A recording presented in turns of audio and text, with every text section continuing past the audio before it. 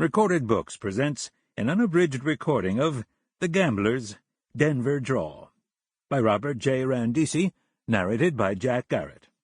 This book is copyrighted 2007 by Robert J. Randisi. This recording is copyrighted 2008 by Recorded Books.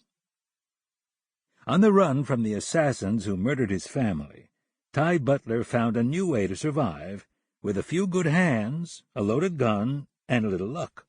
But since he started earning a serious rep at the poker table, lying low and keeping out of his hunter's gun sights is getting harder and harder to do. And now, Denver Draw.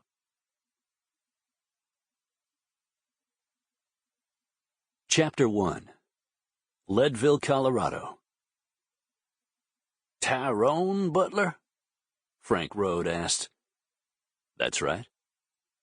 "Say, weren't you involved in that whole Dodge City mess a while back?" he asked. "What mess?" Billy Brookins asked. "You know, that shootout in the plaza thing," Chase said. "It was in the newspapers." "I remember that," Pete Brand said. Ty Butler looked at the other four players at the table. None of the four were particularly good poker players, and this was a good reason why. None of them were paying attention to the hand.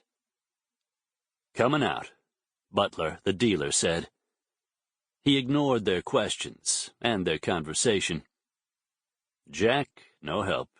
3, too bad. Pair of kings on the table. A queen for the dealer." Brookins bet his kings, tossing $10 into the pot. Rode called. Butler called.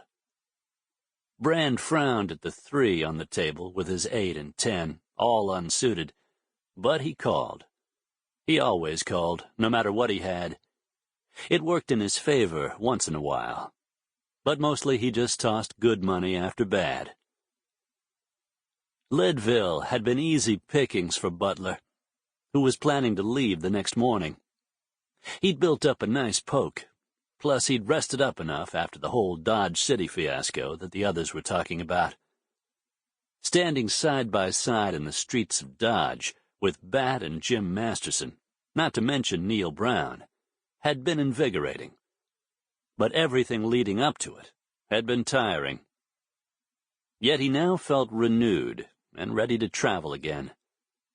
Leadville had been a good place to recuperate, both mentally and physically. "That dust-up in Dodge was nothing compared to what happened in Tombstone right after that," Rode said. Sample complete. Ready to continue?